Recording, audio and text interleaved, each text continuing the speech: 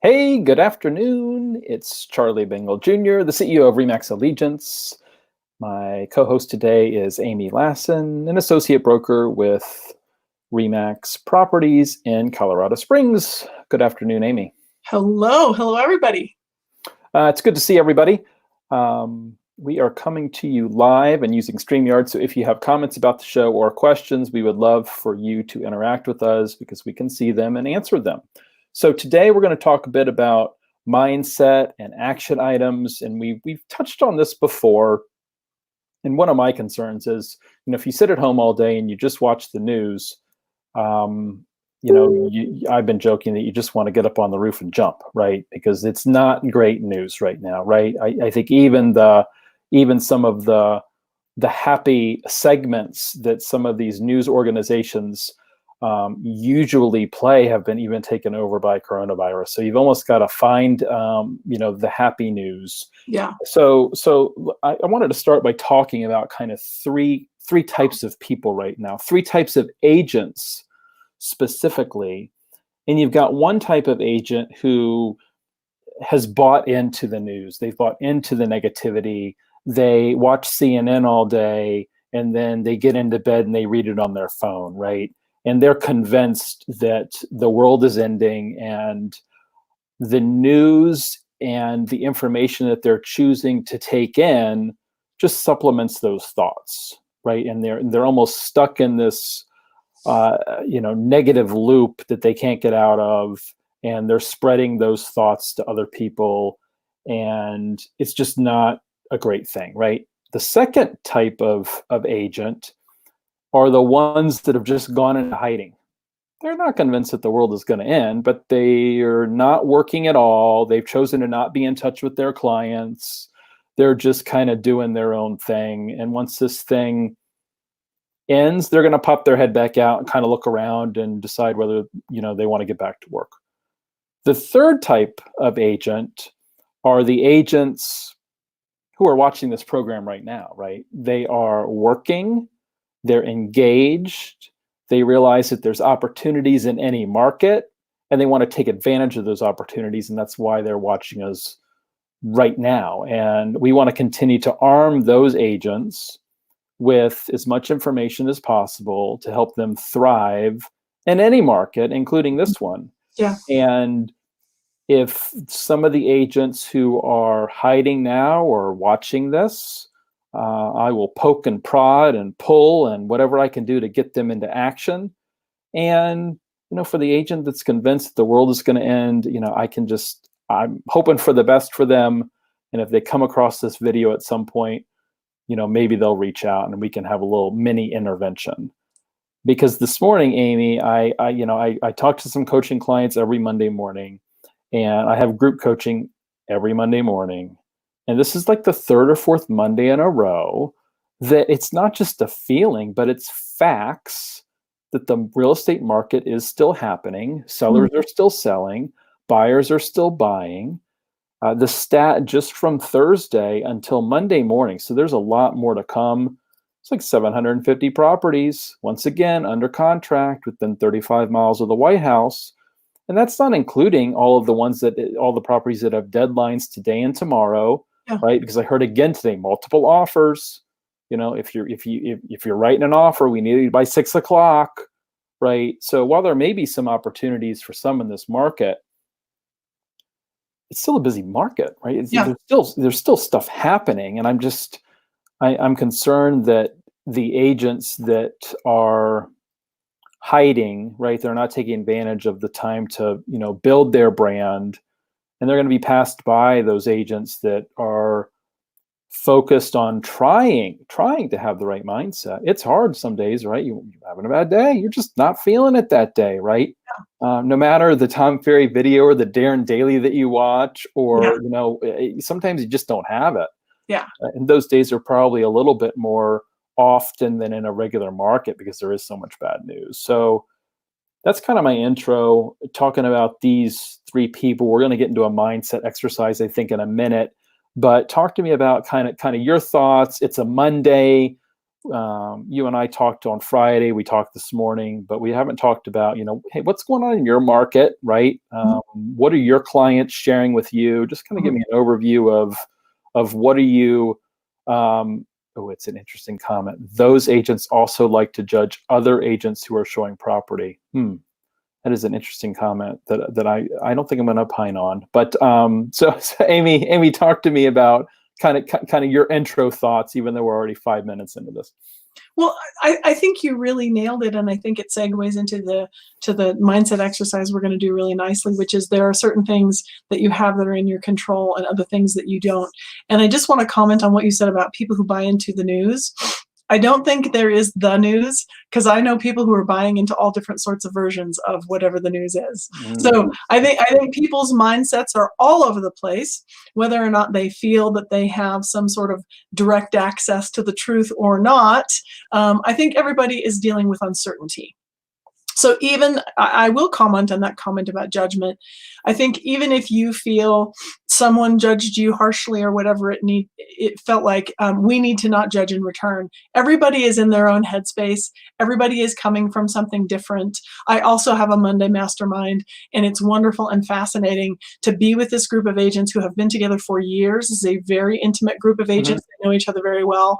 And to hear them come from such different places with what they feel is appropriate for being out and about in the community. And so I think we all need to be very respectful. And I think it's wise to not believe that whatever truth you have tapped into is the truth, because even the experts don't know for certain what we're up against. Sure, so that's I think a good point.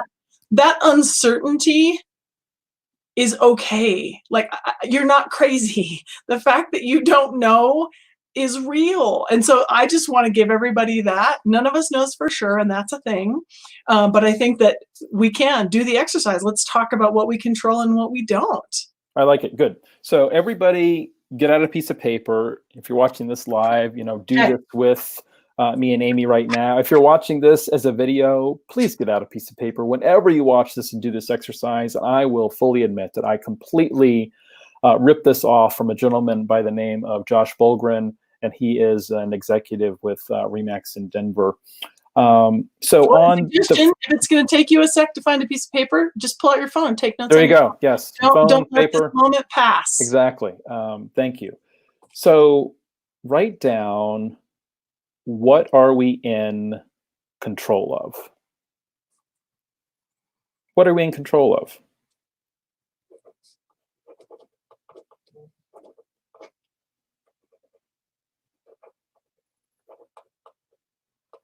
I'm doing this a little bit out of order. Should we switch it? Yeah, why don't we switch it? Let's switch it. So really the title, and this is totally my bad. The title, this is the problem with live TV, right? So the title of the exercise is, what are we in control of? But I want you to write down on that front piece of paper, what are the things that you're worried about? What keeps you up at night, right? Okay. So what are you worried about? Oh my goodness, I'm going to need a minute. And Amy and I are going to share. Yes, we're going to take a minute, and then we're going to share, right?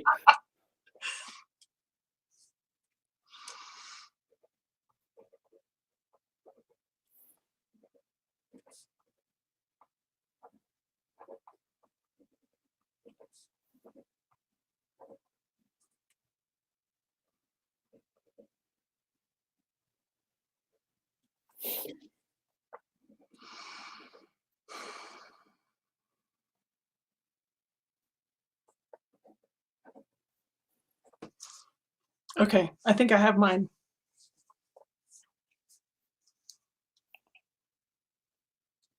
All right, so do you want to share? Yeah.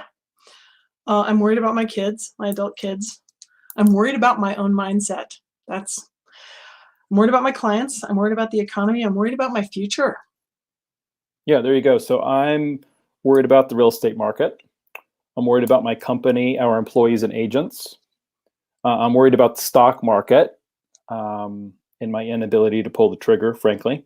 I watched this thing on 60 Minutes last night about small businesses and how they're in New York and how they're trying to survive. And Danny Meyer, I think that's his name. He's the founder of Shake Shack and other restaurants, and he talked about how he had to lay off 2,000 people. Mm. And the circles that come from that. When you close a restaurant, you're not just affecting those employees, but the people that do the flowers in the restaurants, the people that deliver the goods, the people that fish for the fish that he serves in his restaurants, right?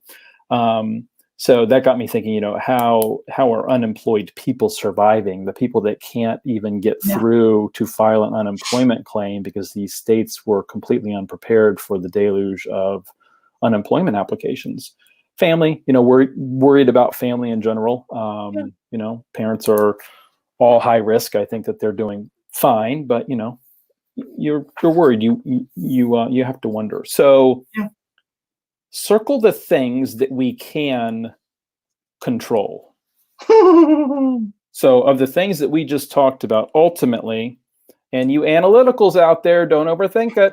Nice try. Don't overthink it, right? But what can you honestly control, right? Okay. So I can't control the real estate market.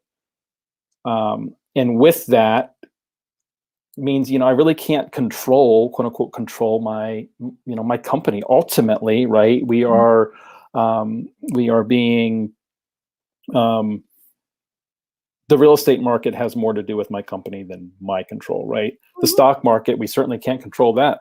Up 3% one day, down 3% the next day, right? Yeah. I can't control how unemployed people are surviving. I ultimately can't control the health of my family members. If my mom goes to the grocery store and gets coronavirus, right? I mean, is that something out of my control? Ultimately, it is. Yeah. So turn the page over. Okay. And let's write down what we can control.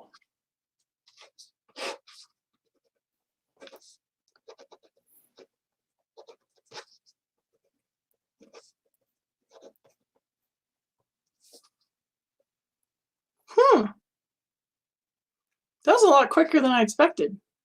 So what can we control? I'm going to put down mindset. I think we have, for me, I have more control over my mindset than perhaps I realize, right? I can feed my mind good news. Mm-hmm. For instance, I think I mentioned this last week. I had a friend that texted me an article about, a New York City hospital, and it was just, a mess, right? I mean, we're all aware of that. And I told him, I said, I'm not reading that article right now. Yeah. This was Thursday morning before I have 8 coaching calls in a row. Yeah. I'm not feeding my mind with that. Did I read it at night? I did. I'm a news junkie, right? I want to know what's going on, but I was not going to let that negativity impact my mindset, which then could have been spread to other coaching clients and then their clients and their families, right? So, I mean, those of you that talk to a lot of people, your mindset can actually spread, good or bad, right? Yeah.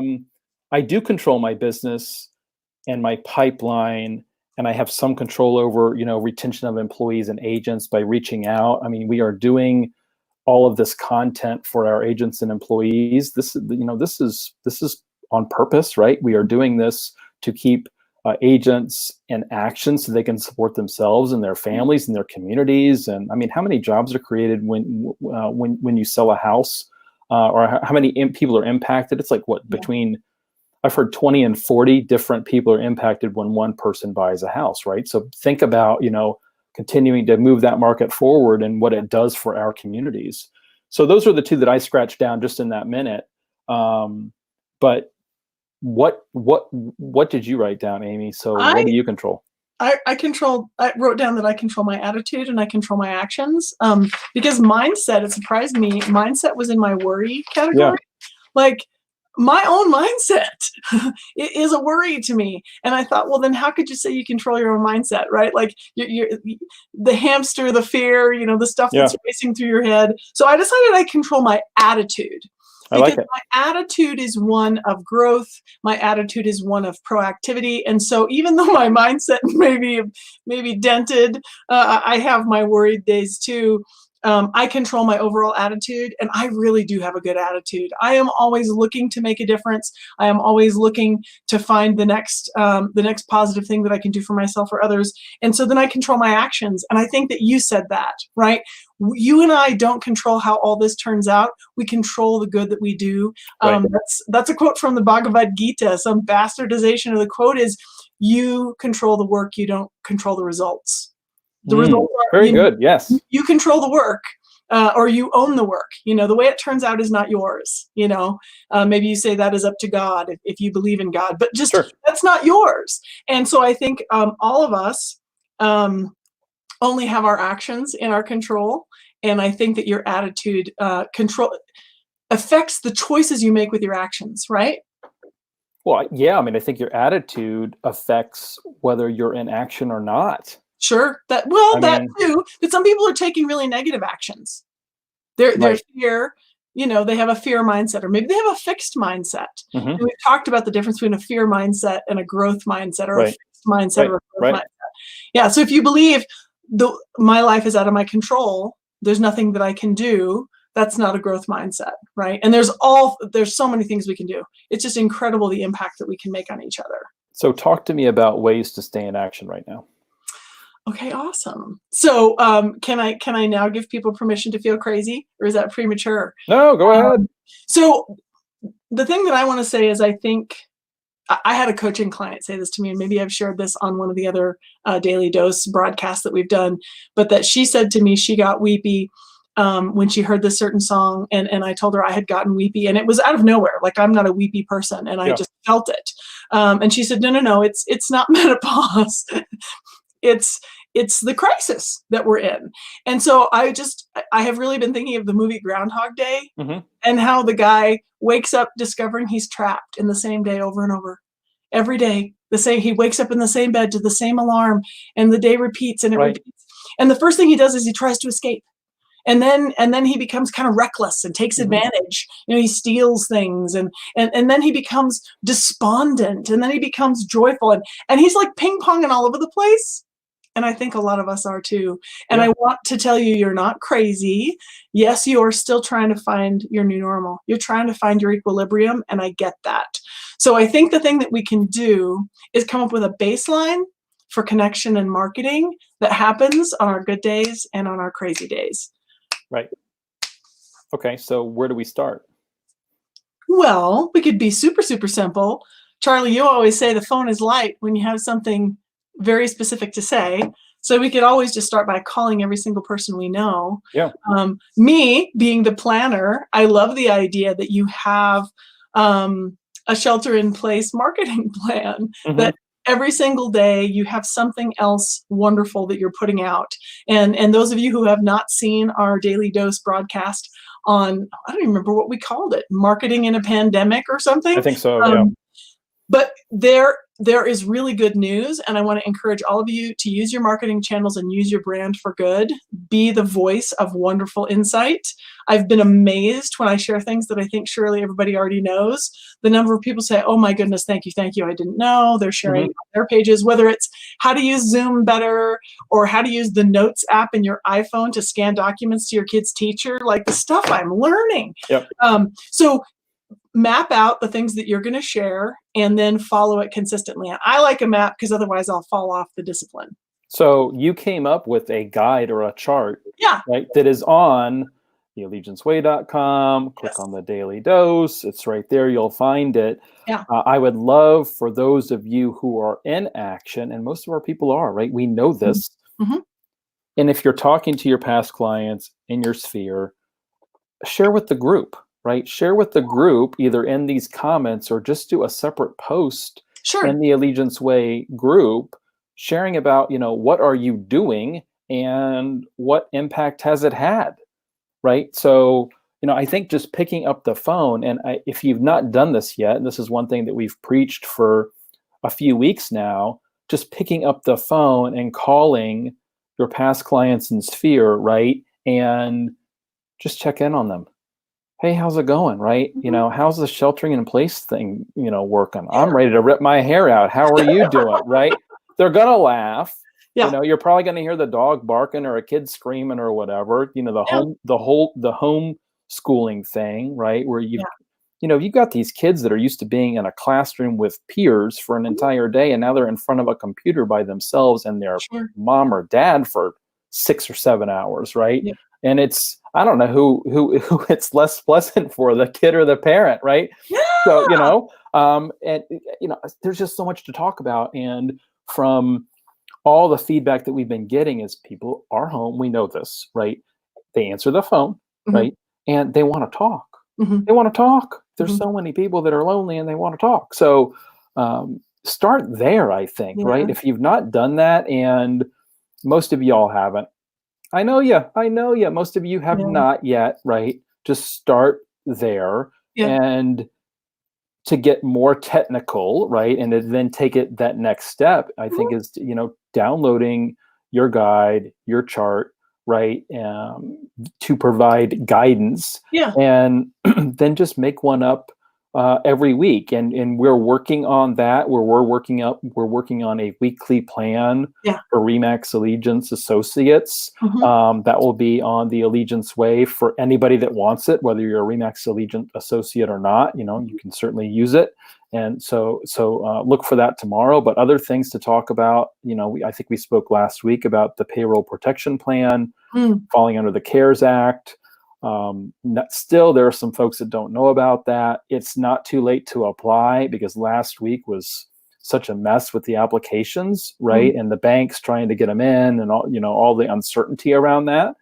Mhm. Even if the fund runs dry, I think that most of our leaders are committed to putting more money into the fund, because they understand that, if you pay all these people that used to have a job, then they can pay their obligations, and the whole thing makes sense, right? Yeah.